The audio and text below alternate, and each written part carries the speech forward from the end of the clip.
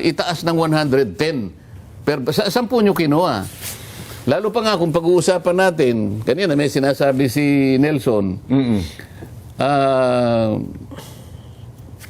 weeks ago, sinabi ng Pangulo, meron tayong 50 to 60 days na buffer stock. meron tayong stock. Yes po. 50 to 60 days. 2 weeks pa lang ang nakaraan bakit biglang naging 110?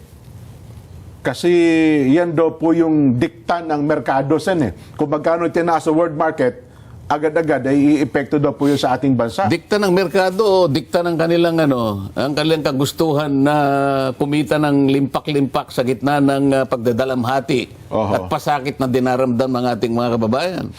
Well, Kaya nga sinasabi natin hindi ka naman kumukuha sa lahat ng ipakita ninyo sa libro nyo na 100% ng inyong supply nanggagaling sa Persian Gulf. Para lang ako maniwala na kailangan itaas mo ng 110. At tumatagos nga lahat doon, no? Di ba? Anong ginagawa ng... Kaya nga may tangke ngayon sa Singapore, Dalawang malalaking refinery sa mundo ang meron tangke, sapat yun. Billion liters ang nandyan sa Singapore. Ipaliwanag ito ng tatlong malalaking oil companies. Kasi magmi-meeting kami bukas Tama pala yung, di ba, pinatawag yun, JECG ba yun? Tawag yun na... Hindi, sabi ko kayo, JCEC. JCEC, opo. Kasi yung batas ng EPIRA, merong JCEC. May connection sa diesel yun Yan po yung Joint Congressional Energy... Joint Congressional Energy Commission. Para ngayon, may patawag natin pero palagay ko, dahil meron kaming ginawang resolusyon na tinawag naming PROTEC. Kasama ako doon, vice chair ako doon, dahil ako yung chairman ng Trade and Commerce and Industry sa Senate. So, itong pinag-uusapan natin ngayon, itatanong ko rin sa kanila bukas. Kasi para lang ma-justify natin yung laki ng paglukso ng presyo, i-assume natin na inyong mga inventories, 100% kinukuha nyo sa Persian Gulf, doon kayo dumadaan sa Strait of Hormuz. Kung hindi naman ganon, bakit nga ganito kalaki? Nga, no? Ayun pala, Sen, ito nakita ko sa Department of Energy, ang source natin ito yung crude oil. Ibig sabihin, kailangan pang i-refine. Hindi nga, doon nga tayo kukuha refine na yun Ito po, Sen, yung ginagamit natin ngayon, 98% ay galing doon sa Persian, yun sa dumadaan ng Strait of Hormuz. Hindi ako naniniwala doon. Pakita mo, bakit ka kukuha doon para i-refine mo rito? Meron naman sa Singapore. Refined na. Ito yung presyo. Alam ko yung presyo. Kahit hindi mo alisin yung excise tax. Kahit hindi mo na alisin yung suspension yung excise tax ng Section 5 nung Republic Act. Kasi tatamaan ng Alam mo ba kung magkano yung Alam mo kung magkano yung nakukolekta natin sa excise tax per year? Per ano? Magkano po annual natin? Ito, baka sa avatar ni Nelson, baka meron. Ano po yan? Nakalihim dito Excise tax. Magkano per year ang ating nakukolekta sa petroleum products? Excise tax. Mula sa excise tax. Kasi 6 pesos per liter ata yan, Son Magkano muna yung consumption natin per month? Ayan, Sa diesel at saka sa gasolina. Diyan magiging natin. Kailangan alam natin lahat to Ang ako sa nalalaman ko, kahit pa paano kasi nakakabasa tayo ng comics Nelson. Tama naman yan, Sen. Tama. Wala ka na nababasa kahit na Hiwaga comics man lang, Darna comics, Wakasan kaya. Wala na ngayon yan, Sen. Pinoy Classics. Buhay pa si Carlo Caparas ata yun. Si Ruben Yandok, di ba? Magkano, Nelson? Mahina yung apatak nitong bata natin. Mayroon ata kayo dyan nota. Ito. Bureau of Customs Collection for the year 2025 reported collecting between 220 billion and 260 billion solely from excise taxes on imported petroleum products. Bakit hindi sila pareho ng impormasyon? Ng DOF ito, Department of Finance ang sa akin 136 billion. ang sabi sa DOF dito. O, 2021, 136 billion. Aha. 2022, 155 billion. 2023, 163. 2024, 171. Ba? 2025, 173. Nag-average tayo ng 160 billion per year. Average. Aha. Excise tax pa lang yan, Sen, ha? Okay, ngayon, ano natin yun? Sususpindihin natin yun. Oho. So, itong 160 billion na ginagamit natin sa mga priority projects, kung ano man Sa yan, napakaraming siguro bagay. tatanungin natin. Kasi, tinitingnan ko kung saan ginagamit itong 160 billion na nanggagaling sa excise tax. Yung comics, itutuloy pa eh. Opo. No, kailangan na... Hindi wakasan eh. Hindi Kung wakasan. wakasan yun, nakita ko na saan eh. Di ba? Opo. Ngayon, Oo. pero ang pagkakaalam ko, itong excise tax, priority projects. Nelson, kung priority projects ito, Hindi dapat. merong impact na naman sa ating buhay. Priority ito eh. Tama Ipa-prioritize mo ba kung hindi importante? Importante. Importante. Sa mga tweet, inalis mo yung, sinuspindi mo yung collection ng excise tax. 160 billion. Opo. Paano ngayon yung gamit nito na patungkol sa ordinaryong mamamayan? Eh, masasakripiso yan, Sen. Nagsasakripisyo yun. Opo, oo. So mag-a-add sa sufferings. Yes po. Oh, pasakit talaga yan. Ano yung suffering sa Tagalog? Pasakit nga raw po yan. Pasakit. Oo. So panibagong pasakit Ay, tsak po yan. Opo. sa nararamdamang kadalamhatian ng ating mga mamamayan. Opo. Kailangan ba na kaya nga sinasabi ko, nakikita ko yung sa Rotterdam Refinery na nandito sa Singapore. Nakikita ko rin yung Petronas na ang kanilang mga tangke nandito lang sa Singapore eh. Oho. Sa Singapore lang ang kuha natin. Singapore at Bakit saka Malaysia lang pala. Napakalapit eh. bakit ka pupunta sa... Kaya nga sinasabi ko, di kung ayaw ninyong tatlo Opo. na... Kasi gusto namin diretso ho kami doon sa Ihayag. Santa Formos eh. Opo. O di, kukontrata na lang tayo ng isang diesel na kaya nga ang Ayan. transaction, Pwede. diesel to tank transaction. Pupunuin niya. Tapos, Pwede naman pala kung ganun, di ba? Okay. Magpapadata yung tanke ngayon, doon sa ang gawin natin, doon na lang sa mga minor players na lang. Ano yung mga minor players ngayon? Kasi, Opo. ang mga minor players ngayon, pag pinagsama-sama mo ang kanilang share Opo. sa total petroleum market, 30% sila eh. Maliit lang pala Yung talaga. tatlo, 70% talaga. Oho, kaya So pala. mapipilitan tayo ngayon. Ayaw na kitang gamitin ngayon. Ayaw magbigay tatlo, libro mo eh. Oho. Ayaw mo rin buksan ang libro. Ayaw mo rin. Oho. Gagamit ako ng nitong mga Small players. small players. Ang pinakamalaki yung Total Petroleum, O, Sen. halimbawa, sasabihin ko sa Total, okay. Halika, Total. Total lang Total naman eh. Nandiyan ka lang. Nandiyan ka na eh. Oo, opo. Oh, Oo. sasabihin natin sa DO, bigyan mo ng karampatang permit ito. At saka yung mga kakailanganin niya para makapag-import. Kasi dapat meron siyang official ICPO. Ha?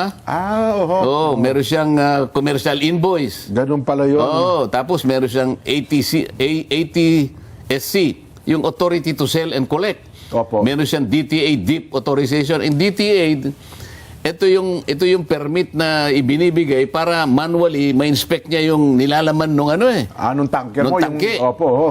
So lahat ng ito, statement of product availability, commitment letter to supply, lahat ng ito, authority to verify. Pag lahat ng ito na, pwede nang Pwede siya makipag-transaction po pwede ng... kinakailangan lang pumayag ang DOE na bigyan mo na nga nito. Huwag kayong aangal kayong dalawa o kayong tatlo, ha? Baka harangin ng tatlo yung bibilan niya, ha? Baka, Baka nga ganun ang mangyari. Kaya natin dinidiscuss ito. Ayun. Samantalang itong sinasabi ko, hindi ko inaalis ang excise tax. Hindi ko inaalis ang VAT. Hindi Pero- masasakripisyo yung priority projects, Sen. 45 pesos pa rin eh. Oho. Kung ang pag-uusapan, Rotterdam Refinery, Oho. base in Sa Singapore. Oho. So meron siyang 4.6 pesos. Halos 5 piso per liter. Kung sa Malaysia naman, sabi ko nga sa iyo, at least may piso pa siya. Meron Pero pa hindi lugi. Kaya tinatanong ko sa inyong tatlo, bakit kinakailangan maging 110? Oho. Gusto ko makakita ng justification. At hindi aabot. Tama kayo, Sen. Kasi kung yan ang magiging formula natin, yan ang gagawin, hindi ka aabot ng 70 pesos per liter siguro, kaya 60 pesos per liter. ito na lamang biofuel na ito. Oho. Ano ang magiging problema kapag ka ito sinuspindi na? Sa panukalang batas kasi, Kasama yan. sususpindihin ng hindi higit sa 1 taon. Opo. O anong mangyayari ngayon? Yung locally sourced biofuel, mapapalitan nung tinatawag na, meron silang tawag dyan eh, yung palm methyl ester, PME.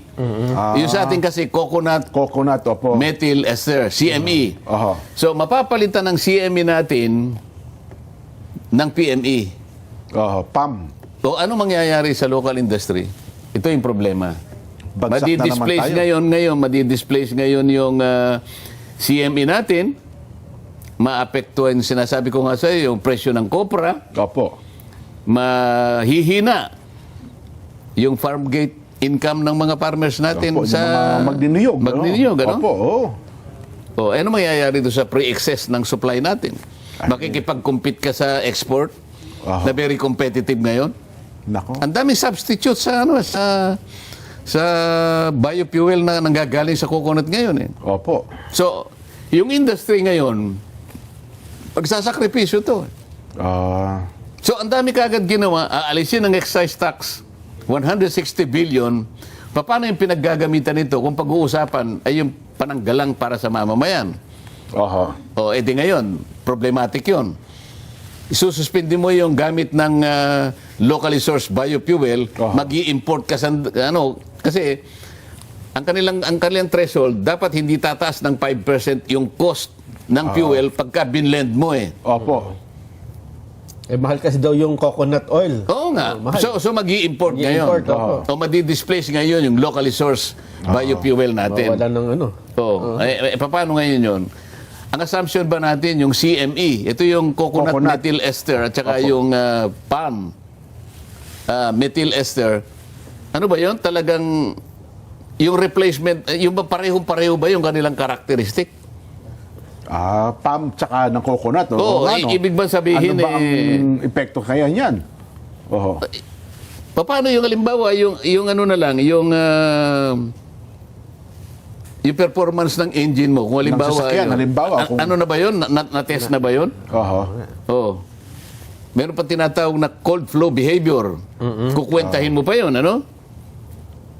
Yung stability sa storage. Opo. Parehong-pareho ba? Yun ang tanong. Ngayon, sabi na hindi po. O, paano ngayon ito? Ang daming consequences. Kasi iba- Negative consequences. Tama. Oh. Pagkatapos, alam mo, yung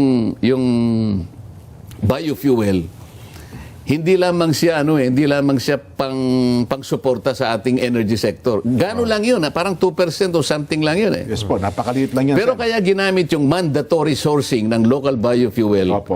para sa economic and social support sa coconut mga- industry. sa mga Yun ang magsasaka pinaka-ano natin nun. ng niyog. Yun ang pinaka-ano nun. Oho. So, 1 year mong sususpindihin yun. Naglulupasay na yung ekonomiya natin. Sabi ko nga sa inyo. Oho. Paglulupasayin mo yung Yes. dadami na yung magiging chain reaction na lahat yan. Lalawak ang problema. Kaya ang itatanong natin, siguro bukas, kung magkakaroon tayo ng pagkakataon, Oho. ano ka, Shell ka ba? Shell, Petron, tsaka Chevron. Oo. Kayong tatlo. Pwede pa po nating pwede ba nating palitawin sa inyong mga na ilan po ba ang porsyento po na kinukuha nyo sa Persian Gulf? Oo nga, no, nandun talaga nang gagaling. Kasi kailangan lumitaw eh. Mache-check po ba natin, meron po ba tayong pwedeng mapaggamitan na audit na talagang kinuha nyo sa Persian Gulf? At hindi nyo kinuha sa Singapore? Dito lamang sa malapit yung pala kinuha yan. No? Kasi alam po namin yung presyo sa Singapore eh. Yung Petronas, nagmi-maintain po ng napakarami pong tangke sa Singapore. Nandyan po lahat ang tangke nila. Yung Rotterdam na pinakamalaking refinery, palaging puno po ito. Bakit hindi po kayo dito kumukuha? Baka yan Ito open po ito. Hindi naman po inabot ng gera ito. Kasi ang lagi nilang ginagamit na formula yung Brent crude, no? So, yung Brent crude price. $120 na per Oo, barrel. yun ang kanilang basis lagi sen eh. Kaya tumataas eh. Kahit wala pa rito yung supply nila na Ayan, binili, oo. Yun ang pinagbabasehan, yung mataas na. Kasi ang risk naman daw Yung nila, Rotterdam Refinery, Opo. Jen, ang shipment doon, 100,000 liters. liters. Oh. Okay? 100, bali ano yun eh, bali 100,000 metric tons ang ibig ko sabihin. 100,000 metric tons. Yun ang Opo. pinaka minimum. Oho. Pagka kukuha ka sa Rotterdam Refinery. Ang ibig sabihin nun, 118 million liters. Opo. Ang presyo nun sa Philippine peso, 60 pesos na per $1 eh. Opo. Oh. 1 point ang isang metric ton kasi 1,180 liters. So yung FOB, ito yung freight on board, $570 per metric ton. Okay. Ibig sabihin, 1.7 per liter. Aha. Oh. Pag kinuwenta natin sa FOB, Philippine price per liter, 29.83 nga. Ito may kwenta ako eh. Oho. Di, tsaka ano siguro, no? Bagay, sabi nyo nga, magtatanong naman kayo bukas, dito natin lulutang. Kasi krisis ng buong mundo ito eh. Kung meron man silang formula o talagang isabi ginagawa habang walang gulo, nasan, no? Eh ngayon may gulo, eh baka na naman pwede tayo dumirekta na kumuha dyan sa Singapore at saka ng Malaysia kung may itong problema, existing na problema ito. Eh, tatanong ko, saan nga kayo kumukuha? Oh, yun na nga po. Bakit Oo. hindi ka kumukuha dito? Eh, ito naman ang kuha na sa Singapore eh. Oho. Oh. Eh baka kasi naman, alam mo Sen, sa palengke, may suki na ho kami. Pagka kumuha pa kayo dito sa akin, baka magkulang ano sa sinusuplayan Hindi, ko. alam natin ang presyo doon. Alam natin ang presyo. Meron silang tinatawag na MOPS, di ba? Yung Yes MOPS. po. Oho. Yung Means of Plot Singapore. Kaya nga, dito nga kinukuha eh. Yan ang mga basis po din po nila sa computation eh.